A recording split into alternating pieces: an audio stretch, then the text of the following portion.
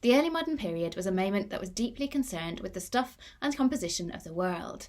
This was a period in which matter mattered, to borrow a phrase from Kurt Smith, and in which the shapes and substance of the world were thought through and expressed in a rich variety of modes and metaphors.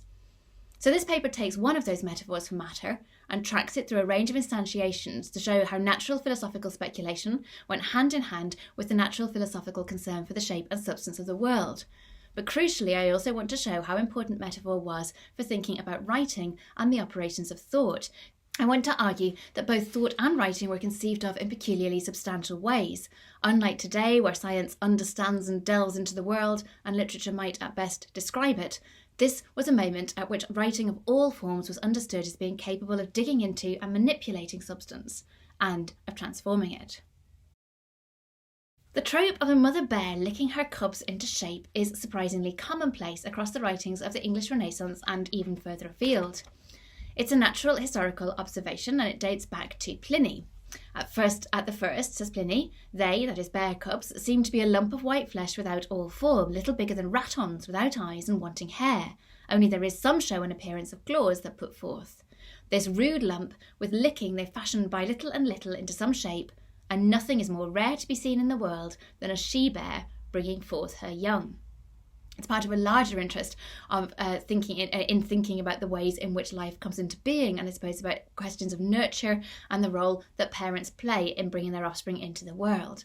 And it's accompanied by a lovely iconographic tradition. So this image here is from Guillaume de la Perrière's Théâtre des Bons Engins. This is an emblem book, a book that puts pictures alongside moralising and didactic verses. And what I want you to notice in the image is simply the almost overdeveloped claws of the mother bear there, and the way in which this bear cub seems to be caught in the moment of transformation, of taking shape. We can contrast it with an earlier manuscript image, a really charming one, where the bear cub is much more formless, much more like a bear, or like a lump of earwax, maybe, I suppose, honey.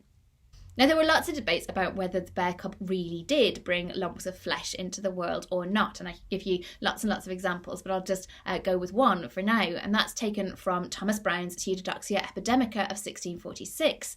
Brown protested that the idea of the unlicked bear cub was an opinion not only vulgar and common with us at present, but has been of old delivered by ancient writers upon this foundation. It was a hieroglyphic among the Egyptians, Aristotle seems to countenance it, Solinus, Pliny and Aelian directly affirm it, and Ovid smoothly delivereth it.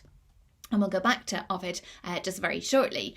For most of the early modern writers who invoke the bear cub, the question is less whether they really believed that lumpy baby bears needed licking into shape, more why this particular metaphor was so potent, adaptable and generative. Now, we just heard from Thomas Brown that this is an idea that appears in Ovid. It's there in Book 15 of the Metamorphoses, which is dedicated to the philosophy of Pythagoras. In the two influential full translations of the Metamorphoses that appeared in English during this period, it's translated in two different ways. So by Arthur Golding in 1567, the bear whelp also, which the bear hath newly littered, is no whelp immediately, but like an evil-favoured lump of flesh alive doth lie. The dam by licking shapeth out his members orderly of such a size as such a piece is able to conceive. And rather more catchily or rather more concisely is translated by George Sand in 1632, the bear's deformed birth is but a lump of living flesh. When licked by the old, it takes a form agreeing with the mould. Now, the link is not made explicitly in Ovid, but early modern readers were alert to just how concerned the Metamorphoses is with the stuff and substance of the world, perhaps most vividly in the opening lines of Book 1, which show the shaping of chaotic primal matter to form the cosmos. And that connection was made really explicit by later writers, who took malleable, imperfect bear cubs as potent analogies for the operations of matter. Describing the creation of the world in his influential Hexameron, his creation narrative, Guillaume de Sallust de Bartas, in Joshua Sylvester's translation, suggested that, at the moment of creation, God did not unlike the bear, which bringeth forth in the end of 30 days a shapeless birth. But after, licking, it in shape she draws, and by degrees she fashions out the paws, the head and neck, and finally doth bring to a perfect beast that first deformed thing. What we've got here is a link between that little unlicked bear cub and the chaos of primal matter, quite explicitly the sense in which God is the bear who takes hold of the existent stuff of the universe and licks it into shape. And that's an image which haunts perhaps one of the more famous instantiations of the bear cub trope in early modern England. So in Henry VI Part 3 by Shakespeare, Richard Plantagenet, Duke of Gloucester, later Richard III, describes himself as like to a chaos or an unlicked bear whelp that carries no impression like the dam. In the lines that come immediately before this, Gloucester has turned himself into a world in miniature. He's kind of thought of himself as someone with a mountain on his back. But here, he imaginatively expands himself to a state of primal disorder, at the same time as reducing himself to a mewling, lumpish cub. It's a moment that happens only in the folio edition of the play, not in quarto. But in both the quarto and the folio, there's a later moment where this image seems to exist, fittingly enough, in potentia. In other words, where there's a kind of stuff for this image is there, but it hasn't yet been licked into that final shape. Again, we're faced with the idea of the lump, something ill-formed and imperfect, here contrasted with the idea of the freakishly mature baby, born with its teeth already showing. The lines are different in quarto and folio. So in quarto we have, "Thy mother felt more than a mother's pain, and yet brought forth less than a mother's hope, to wit, an indigested and deformed lump, not like the fruit of such a goodly tree." In the folio, you'll see that crucial line is different, "to wit, an undigested created lump." But still I want you to hang on to the idea of undigested matter and the undigested lump as something that very explicitly links both to the idea of the primal chaos and to the figure of the bear cub in this period. And there's very much an idea of the body as indexical of character, that Richard's disability signals overtly his aptitude for vice. So we definitely have this sense of a potent cocktail of ideas, the way in which this figure of the unshaped bear cub becomes a way of thinking about the substance of the world, becomes a way of thinking about human generation, and becomes a way of thinking about character and how it is that somebody gets formed into the right kind of person in a cruel and unforgiving climate. The metaphor of the bear cub crops up over and over again when writers think about writing, either their own or others. So when Fulk Greville talks about having temporarily given up the life of Sir Philip Sidney, which he published in 1651, he notes that the familiar self-love, which is more or less born in every man, presently moved me to take this bear whelp up again and lick it. He had his undigested papers, his undigested ideas, and eventually he brought them and polished them and brought them to completion. In a 1650 translation of Nicholas Caussin's The Holy Court in 5 Tomes, we read, "For many, as St. Jerome and St. Augustine, oftentimes dictated with much vehemency of spirit what came to their mind. But St. Ambrose did not so much accustom himself to dictate to a writer, for he, in composing, ever had his pen in hand to polish his works at leisure, and, as we say, lick his own bear." So again, this way of thinking about the bear cub, a way of imagining what it means to write, to mould and to shape subject matter, has ancient roots. In his Timber or Discoveries, published posthumously in 1640, Ben Jonson notes, "It is said of the incomparable Virgil that he brought forth his verses like a bear, and after formed them with licking." It's a metaphor that can be tracked to Pseudo-Donatus' life of Virgil, frequently included in Renaissance editions of the ancient author. And here is an example, the whole 12 books of the Aeneas of Virgil from 1573, for example, where Thomas Twyn translates Pseudo-Donatus in these words. "Every morning he was accustomed to write a certain number of verses, which he would all the day long overlook, and so abridging them, bring them unto a very few, not unfitly saying that he brought forth verses as the female bear doth her young, and bringeth them into due fashion by licking." What I want to argue is that there was a really potent way of thinking about writing, indeed of thinking about thinking, that sees subject matter, the stuff that is written, the content of the book, as fundamentally akin to or even coterminous with the stuff of the world. In other words, it's a way of imagining writing as distinctly physical, of really getting to grips with something substantial and moulding it into the most apt shape. This idea was perhaps most fully developed, certainly most extensively thematised, I think, in the writings of Michel de Montaigne, the famous French writer.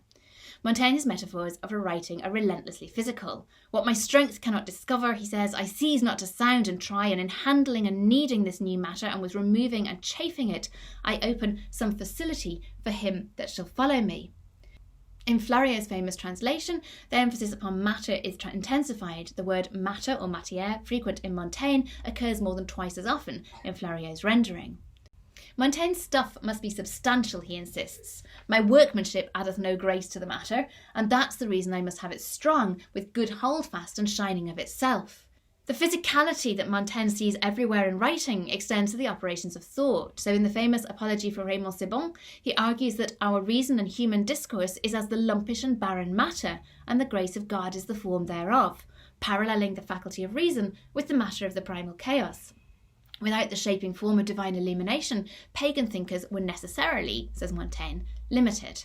Even as the virtuous actions of Socrates and Cato were but frivolous and unprofitable because they had not their end and because they were ignorant of the true knowledge of God, so is it of our imaginations and discourse. They have a kind of body, but a shapeless mass without light or fashion, unless faith and the grace of God be joined thereunto. Faith, giving as it were a tincture and lustre unto Sibbon's arguments, makes them the more firm and solid. This, I think, is the epitome of this period's obsession with subject matter as something imaginatively palpable and possessed of real heft, a kind of struggling mass of chaotic shapes that really needs bringing into some kind of shape and form. And my sense is that Montaigne's terms here are specific and engaging with ideas of the primal chaos. The shapeless mass without light of fashion is something that kind of brings to mind very obviously Genesis. And there are also other kind of phrases and moments, in particular around the idea of undigested chaos, that recur frequently throughout Montaigne's writing.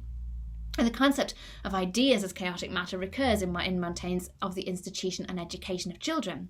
Mocking those who make a semblance that their heads are so full stuffed with many goodly things, but for want of eloquence they can neither utter nor make show of them, Montaigne concludes that the problem is that their ideas are shadows and chimeras, proceeding of some formless conceptions which they cannot distinguish or resolve without.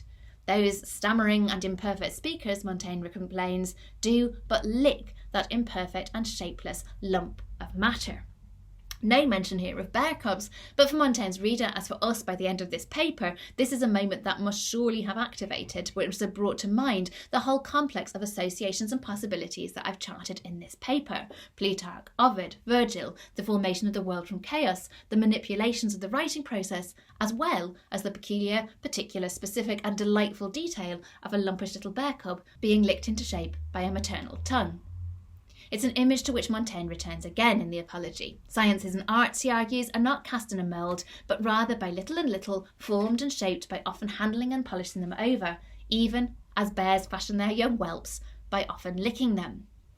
Like the bear whelp then, this is a set of ideas that recurs in and takes shape gradually over the course of Montaigne's works, and I'm not sure, given the extraordinary self-consciousness of Montaigne's writing, that isn't in some way deliberate. He's really and richly attentive to the shape of thought, the inchoate ways in which ideas emerge, are turned over, and find new forms. Now I want to conclude, not with either an ancient or an early modern writer, but with the modern anthropologist Tim Ingold, who's launched a series of scathing, and to my mind very persuasive, attacks on the current academic vogue for the idea of material culture. Ingold's argument in a nutshell is that when you start talking about material culture, you immediately start separating out things from the world, from the generative substance of which they are actually a constitutive part. The very notion of material culture, protests Ingold, rests on the premise that as the embodiments of mental representations or as stable elements in systems of signification, things have already solidified or precipitated out from the generative fluxes of the medium that gave birth to them. Convinced that all that is material resides in things, or in what Bjørnar Olsen calls the hard physicality of the world, students of material culture have contrived to dematerialise or to sublimate into thought the very medium in which the things in question once took shape and are now immersed. Now, we could argue that what Ingold is criticising is precisely what Montaigne and the other writers have thought about in this paper are doing, that they're translating the physical, graspable stuff of the world into the intangible vagaries of thought. But I'm interested in that sense of materiality not residing only in things. For Ingold, that means that materiality must be extended to matter itself, to the stuff as substance of the world, and that we shouldn't separate things from that. But for me, there's also a suggestion in the writings of the early modern and classical periods that the idea of materiality should extend in the other direction too. Thought is not something abstract and intangible. Thought is a way of manipulating, grasping, palpitating and shaping the real stuff of the world, described with these relentlessly physical, graspable metaphors, of which the bear cub is perhaps the most delightful instance. I want to argue the opposite from Ingold, really. What comes gradually into shape, the more intensely we scrutinise the little lump of bare flesh with which I started this paper, is precisely the extent to which thought, and specifically writing, are embedded in, made of, and responsive to the stuff of the world. This is not about abstracting material things, it's about using materiality as a malleable generative substance from which writing creates new and compelling forms. Thank you.